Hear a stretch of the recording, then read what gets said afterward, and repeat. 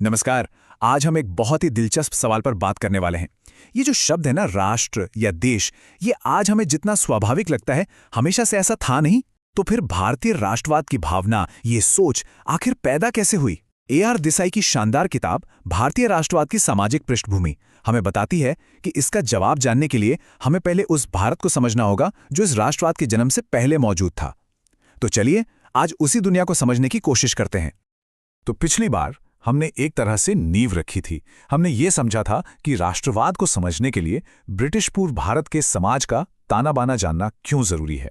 देसाई का जो विश्लेषण है वो हमें दिखाता है कि उस पुरानी दुनिया में ऐसा क्या था और क्या नहीं था जिसने आगे चलकर राष्ट्रवाद के लिए जमीन तैयार की। तो चलिए अब इस सवाल में और गहराई से उतरते हैं। राष्ट्रवाद के जन्म से पहले भारत आखिर था कैसा? देसाई की नज़र से देखें तो ये एक ही देश में दो अलग अलग दुनियाओं की कहानी है जो एक साथ चल रही थीं पर एक दूसरे से बिल्कुल बेखबर। कहानी की शुरुआत करते हैं उस नींव से जिस पर सदियों तक भारत का ढांचा टिका रहा, और वो थे हमारे आत्मनिर्भर गांव।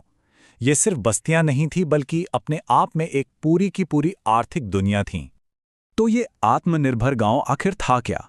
सोचिए, एक ऐसा छोटा सा बुलबुला जो अपनी जरूरत के लगभग हर चीज, अनाज से लेकर कपड़े और औजार तक, सब कुछ खुद ही पैदा कर लेता था। बाहर की दुनिया में राजा बदल रहे हैं, सल्तनतें बन रही हैं, बिगड़ रही हैं, पर गांव के इस बुलबुले पर कोई खास असर नहीं पड़ता था। और यही इसकी सबसे बड़ी ताकत थी, इसकी पहचान थी।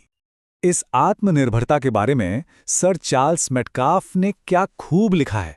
उन्होंने इन गांवों को छोटे गणराज्य या लिटिल रिपब्लिक्स कहा। उनका कहना था कि राजवंश आते जाते रहे, क्रांतियां होती रहीं, लेकिन ये गांव अपनी जगह पर वैसे के वैसे ही टिके रहे। इससे पता चलता है कि ये व्यवस्था कितनी मजबूत और लचीली थी। लेकिन जैसा कहते हैं ना, हर ताकत की एक कीमत होती है। इस आत्मनिर्भरता ने एक ऐसी बंद दुनिया बना दी थी जिसका समाज और संस्कृति पर बहुत गहरा और शायद थोड़ा ठहरा हुआ असर पड़ा। देखिए, गांव की अर्थव्यवस्था एक बंद चक्र की तरह थी। यहाँ खेती और हाथ का काम यानी दस्तकारी एक दूसरे से गुंथे हुए थे। जमीन किसी एक इंसान की नहीं बल्कि पूरे समुदाय की मानी जाती थी। गांव के कारीगर गांव के लिए ही काम करते थे, किसी बाहरी बाजार के लिए नहीं, और उन्हें पगार में पैसा नहीं बल्कि अनाज या दूसरी चीजें मिलती थीं। सब कुछ गांव के अंदर ही पैदा होता और गांव में ही खप जाता। नतीजा, बाहरी दुनिया से कोई लेना देना ही नहीं था। इस बंद दरवाजे का एक बहुत बड़ा सांस्कृतिक असर हुआ। समाज स्थिर तो हो गया, लेकिन साथ ही साथ गतिहीन भी। मतलब उसमें कोई बदलाव ही नहीं आ रहा था। जब बाहर से कोई नया विचार, कोई नई सोच आएगी ही नहीं, तो जाहिर है दिमाग का दायरा भी सिमट जाएगा। किसी के मन में कुछ नया करने का ख्याल ही नहीं आता था। और जाति व्यवस्था को तो ईश्वर का बनाया नियम मान लिया गया था, जिस पर सवाल उठाना भी नामुमकिन था। लेकिन कहानी सिर्फ इतनी ही नहीं थी। ये तो कहानी का सिर्फ एक पहलू था। गांव की इस शांत, ठहरी हुई दुनिया से बहुत दूर एक और ही दुनिया थी, चमक धमक और हलचल से भरी हुई। गांव के इस खामोश दुनिया के एकदम उलट थे ब्रिटिश पूर्व भारत के शहर। ये धन, दौलत, हुनर और संस्कृति के ऐसे चमकदार केंद्र थे जहां की कहानी बिल्कुल अलग थी। इस फर्क को समझने के लिए ना, दो कारीगरों की कल्पना कीजिए। एक है गांव का कारीगर, वो गांव वालों के लिए हल या बर्तन बनाता है और बदले में उसे अनाज मिल जाता है। उसकी दुनिया गांव तक ही सीमित है। अब सोचिए शहर के कारीगर के बारे में। वो राजाओं, नवाबों और दुनिया भर के बाजारों के लिए ऐसी नायाब चीजें बना रहा है जिनकी धूम दूर दूर तक है। उसे शाही संरक्षण मिला हुआ है। एक की दुनिया गांव में सिमटी है, दूसरे का हुनर पूरी दुनिया देख रही है। यही था गांव और शहर का बुनियादी फर्क। शहरों की ये दुनिया संस्कृति से गुलजार थी। यहाँ के शाही दरबारों में कला और विज्ञान को बढ़ावा मिलता था। राजाओं के दरबार में नवरत्न जैसे बड़े बड़े विद्वान और कलाकार होते थे। ताजमहल और कुतुब मीनार जैसी शानदार इमारतें इसी शहरी संस्कृति की देन है। और यहाँ बने कपड़े, गहने और शिल्प की धूम तो पूरी दुनिया में थी। तो अब हमारे सामने दो बिल्कुल अलग अलग तस्वीरें हैं। एक तरफ स्थिर, आत्मनिर्भर, अपनी दुनिया में खोए हुए गांव, और दूसरी तरफ गतिशील, अमीर, दुनिया से जुड़े हुए शहर। तो सवाल ये उठता है कि इन दो अलग अलग दुनियाओं को आखिर जोड़ता क्या था? अगर आर्थिक और सामाजिक जीवन इतना बिखरा हुआ था, तो क्या कोई ऐसा धागा था भी जो पूरे भारत को एक साथ पिरोए हुए था?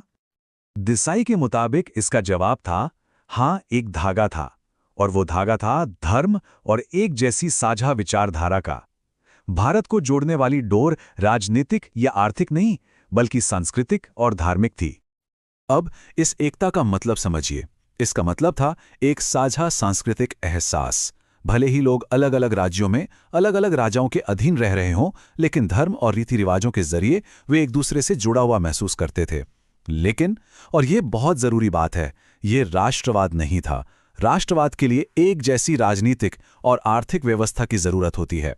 भक्ति आंदोलन जैसे आंदोलनों ने लोगों में एक दूसरे के प्रति सांस्कृतिक लगाव तो पैदा किया, पर एक राष्ट्र होने की भावना नहीं जगाई। और यहीं हम इस अध्याय के सबसे बड़े और सबसे जरूरी सवाल पर पहुंचते हैं। अगर एक तरह की सांस्कृतिक एकता थी, तो फिर एक राष्ट्र होने की भावना यानी राष्ट्रीय चेतना क्यों गायब थी? तो ये राष्ट्रीय चेतना क्यों नहीं थी? देसाई के अनुसार इसकी 3 बहुत बड़ी वजहें थीं। पहली, आर्थिक बिखराव। हर गांव अपनी अलग दुनिया में जी रहा था, उसे दूसरे गांव से कोई मतलब नहीं था। दूसरी, सामाजिक बिखराव। जाति व्यवस्था ने समाज को हजारों छोटे छोटे टुकड़ों में बांट रखा था, जो एक दूसरे से ऊंच नीच का व्यवहार करते थे। और तीसरी, राजनीतिक बिखराव। साम्राज्य तो बहुत आए गए, पर कोई ऐसी स्थायी और एकीकृत राजनीतिक व्यवस्था नहीं बन पाई जो सबको एक सूत्र में बांधती। जब देश आर्थिक, सामाजिक और राजनीतिक तौर पर इतना ज्यादा बटा हुआ हो, तो राष्ट्रीय एकता की भावना पैदा होना लगभग नामुमकिन था। और यही इस अध्याय का सबसे बड़ा निष्कर्ष है। आत्मनिर्भर गांव, जाति व्यवस्था का मजबूत जाल और एक साझा राजनीतिक जीवन की कमी, इन सब की वजह से वो कच्चा माल या वो बुनियाद ही मौजूद नहीं थी जिस पर एक आधुनिक राष्ट्र की इमारत खड़ी की जा सके।